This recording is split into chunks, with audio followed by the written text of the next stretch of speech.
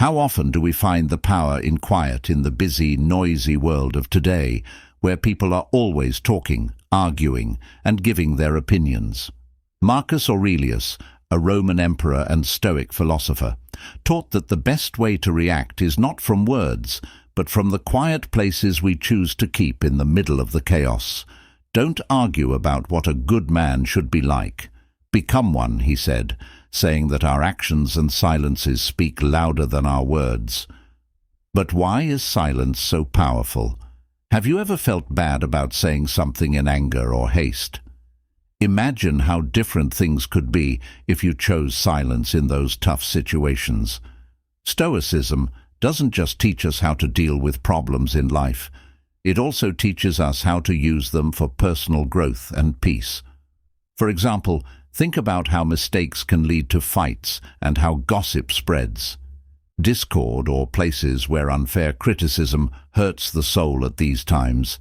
Stoicism's knowledge points us in the direction of a place of peace and strength.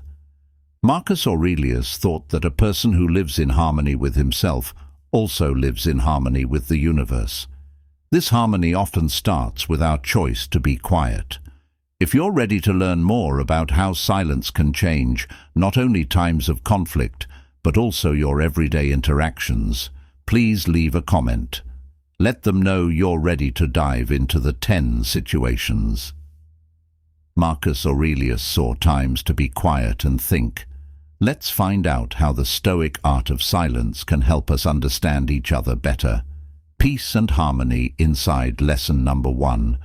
When things aren't fair, when you go through life's challenges, you will always run into unfairness, whether it's not getting a raise or getting too much criticism. The sting of injustice can make people feel a lot of different emotions. Marcus Aurelius, a key figure in Stoic thought, shows us a different way to think about things, the power of silence. In these few words, Aurelius sums up what it means to be Stoic. Keep quiet most of the time, or say only what is necessary. Silence isn't just not responding, it's a powerful strategy. When we choose silence, we're not passively accepting unfairness. We're actively engaging in a form of philosophical defiance. Silence saves our mental energy and protects us from the possible escalation that can arise from confrontational exchange. Seneca goes into more detail on this idea, pointing out that true power lies in controlling one's emotions. The more we value things we can't control, the less control we have over our emotions. He says that staying quiet when someone is being unfair is a way to train ourselves to focus on what we can control. Seneca and Aurelius. Both call for a reflective pause when we feel like something is unfair, telling us to look at the situation without any bias. The quiet that comes with this pause lets us think about what other people are thinking and how our actions might affect them. It gives us a place to think about how to respond that is in line with our core values instead of our immediate urges. Silence also acts as a mirror for people who do unfair things, reflecting their own actions back at them more clearly than any words could. It forces people who do unfair things to face how pointless their actions are without giving them the tools of our responses. When we face unfairness, choosing silence is not about holding our tongues, but about boosting our dignity. It's a way to protect our inner peace and show our independence. Try it the next time you face unfairness. Remember that silence can be the most beautiful thing you can say. Lesson number 2. When you are being unfairly attacked, use criticism as a tool. Criticism that is well placed can lead to better understanding and growth, but when it's not fair, it can feel like an attack on our character or work, which can break the peace and make us defensive. But don't worry, Stoic philosophy has a powerful way to keep calm and silent. How can this be used in real life? Let's look at a historical person who showed this kind of calm response. Think about Nelson Mandela during his long prison sentence.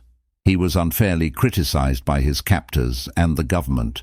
who saw him as a terrorist and agitator. Despite being closely watched and living in harsh conditions, MZ kept a respectful silence.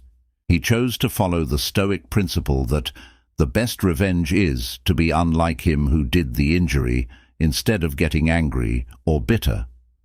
Mandela thought about his beliefs and his plans for South Africa in the long run. This shows how the conservative view of controlling one's response to outside events works. When people were mean to Mandela, he didn't just accept it. He made a smart decision to save his energy for bigger fights. His quiet wasn't a sign of weakness. It was a sign of how strong he was and how committed he was to his cause. Someone once said that how you react, not what happens to you, is what counts. Mandela's life is a powerful example of this lesson. He turned years of unfair criticism and pain into a platform for change and reconciliation, showing that how we deal with injustice can shape our legacy. Thoughts on such strong cases. How could we handle unfair criticism in a different way? Could silence and calmness help us deal with and get through hard times? You are welcome to share your ideas and stories. Have you ever felt stronger when you were alone? How has being wrongly criticized changed the way things turned out for you? Please share your thoughts in the comments area about how to deal with the changing nature of social interactions, where boasting often takes over conversations. Marcus Aurelius's lessons give us a peaceful base. They tell us to be quiet when someone brags, and they stress the importance of developing inner virtue over outward virtue. Awards and praise. This way of thinking from Stoic philosophy teaches us a lot about the power of peace. Lesson number 3. When people brag, Stoics keep the music quiet. In his meditations, Marcus Aurelius stresses how important it is to keep your own counsel. Don't waste time fighting about what a good man should be like. Instead, face brags. This advice tells us to look inside ourselves instead of comparing or competing with others, which doesn't help and is usually done because someone wants to feel good about themselves or needs to be validated. Aurelius tells us to keep quiet in these situations, not because he thinks we are better than them, but because he knows that true worth and character are built in silence and thought. How can we use this in real life? Let's say you're at a networking event where everyone is pushy about themselves. By choosing silence, you follow Marcus Aurelius's lead and value the peace of your own mind over the temporary approval of others. Silence is like a mirror that shows people their own behavior and often helps them become more self-aware than they would be otherwise. Aurelius also says that he who lives in harmony with himself lives in harmony with the universe. This harmony starts with mastering our reactions, like choosing to stay silent instead of adding to the noise of egos. By doing this, we keep our self-respect and peace. Marcus Aurelius taught us that the deepest strength is often a power that is kept quiet and has an effect that goes beyond the loud boasting of braggers. Keeping your anger in check. Anger often comes on quickly and with force, a fiery reaction to being annoyed or upset. Take the example of James, a project manager who was known for losing his cool. During a very important meeting, a co-worker criticized him out of the blue. Instead of losing his cool, James remembered to take a lesson from Marcus Aurelius. You control your mind, not what happens in the outside world. Understand this, and you will be strong. Marcus Aurelius, the Stoic emperor, told people to take a step back from their feelings and look at them with detachment. How much worse are the results of anger than the things that make you angry? By using this principle, James was able to control his first anger by thinking about what made him angry and whether his response would be helpful. This is what another Stoic scholar says. Delay is said to be the best way to deal with anger because it means waiting before moving. This can turn anger into a more positive force. This break gives you time to respond based on reason, not a whim. When you were angry the last time, did you act right away, or were you able to take a moment to think about what was going on? Imagine using a Stoic delay to control your reaction. How might this change the results in your personal and professional life? This is what we can learn from the teachings of the Stoics. To control our anger, we need to understand it, take responsibility for our actions, and make sure they are in line with our ideals and logical thinking. Please share your stories and ideas below about how you deal with your anger. What techniques have you found to help you stay calm when things get heated? Let's talk about and learn from each other's smart ways to deal with anger. The fifth lesson. If you don't say anything, people will mistake you. Misunderstandings happen all the time, and they often lead to arguments that could have been avoided. Marcus Aurelius pushed the Stoic response, which says that silence is a smart and strategic thing to do in these situations. But why is silence effective, and how can it be used in real life? For example, Mahatma Gandhi was misunderstood by both the British government and his own people. During the Indian independence movement, Gandhi believed in peaceful resistance, which meant that he had to keep quiet when he was being severely criticized and misunderstood. His silence wasn't passive. It was a deep way of communicating that showed how strong and firm he was in his beliefs. Marcus Aurelius said, "Be tolerant with others and strict with yourself." This quote encapsulates the Stoic ideal of silence in misunderstandings and tolerance for other people's mistakes while maintaining personal integrity. By choosing not to respond to every misunderstanding or wrong assumption, we give ourselves time to think and not make things worse on the spot. Epictetus also gives us a practical view. If someone doesn't understand your theory, don't explain it, live it. Being true to our principle through cool and collected silence can often say more than trying to correct every wrong view. It shows that you are sure of your beliefs and strong enough to handle pressure from outside sources. When people don't say anything when they don't understand, it's easier for the fight to end without any angry words or defensive comments. Many misunderstandings clear up on their own as people think about them over time. This method can turn potentially dangerous situations into chances for people to understand and respect each other by accepting silence. Stoics teach us that sometimes the best thing to do is nothing at all.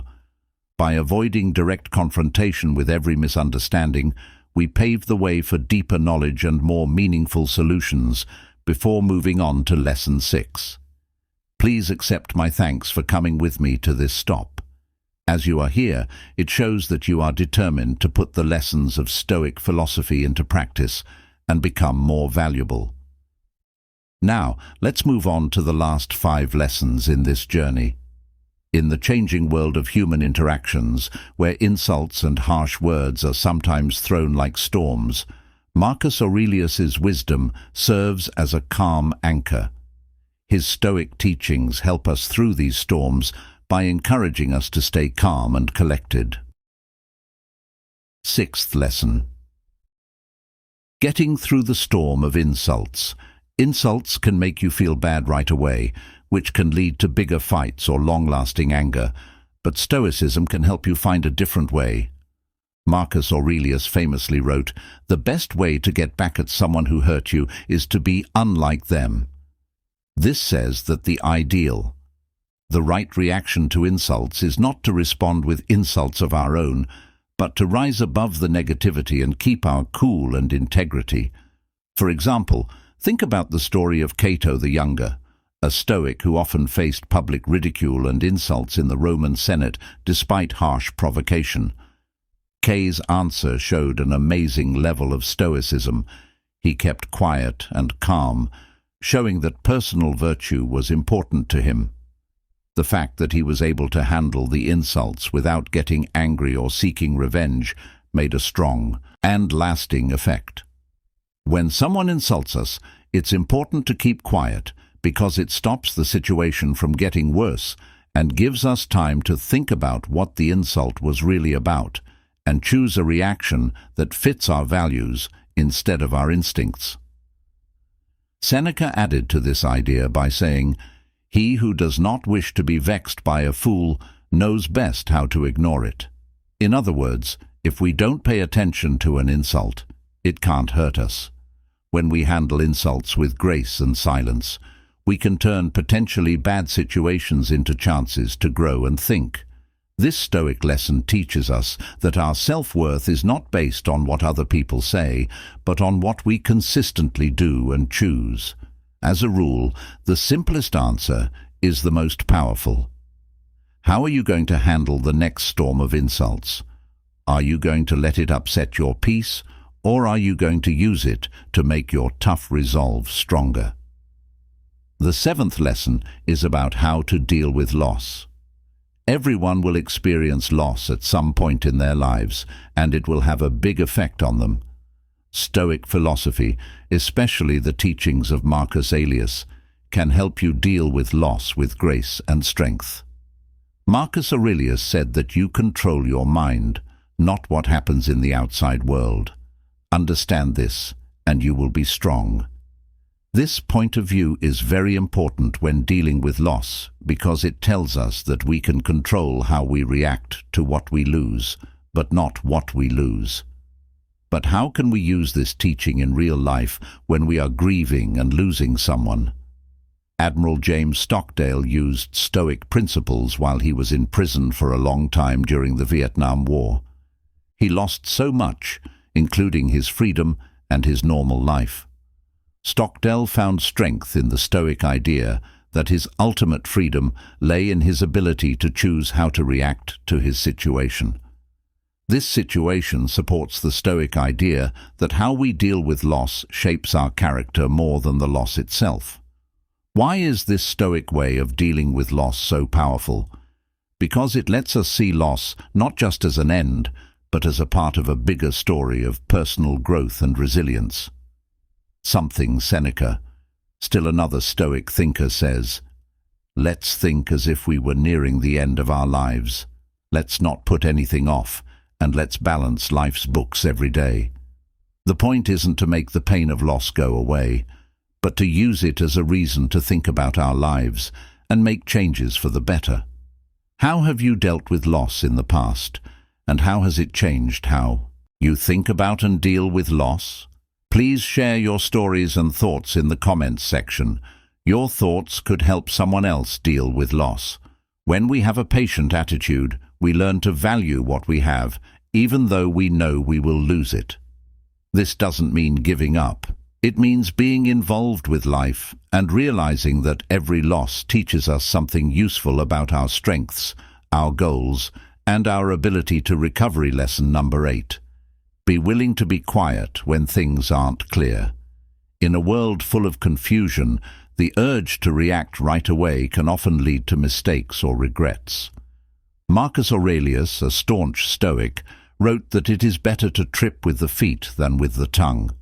This saying shows how important silence is, especially when it's not clear what to do next.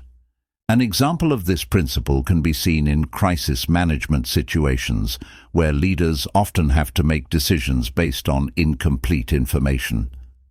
In the early hours of a natural disaster, one important event, a government official chose not to make premature statements by waiting until accurate data was confirmed. By doing this, the official avoided unnecessary panic and kept the public safe. Have faith. This Stoic practice is not a passive acceptance of not knowing what to do. Instead, it is a conscious pause that makes sure our actions and words are based on careful consideration instead of the fog of uncertainty. Silence protects us from the dangers of jumping to conclusions too quickly. It gives more accurate information time to come to light and for things to develop, so choices can be made that are both well-informed and thoughtful. The stillness of a lake shows depth, not emptiness. Think about the last time you were in a situation where you weren't sure what to do. How might your answer have been different if you had taken the time to think about it before acting? Accepting silence doesn't mean you're passive. It means you choose stability over haste, which makes sure that your words and actions are based on genuine thought and truthfulness. This tough practice not only stops mistakes from happening, but it also makes you more patient. How Stoics can learn to be quiet. In times of false rumors, number 9. How to be resilient. The Stoic practice of keeping quiet during false rumors. Keeping quiet during false rumors is not only a defensive strategy, but also a strategic one.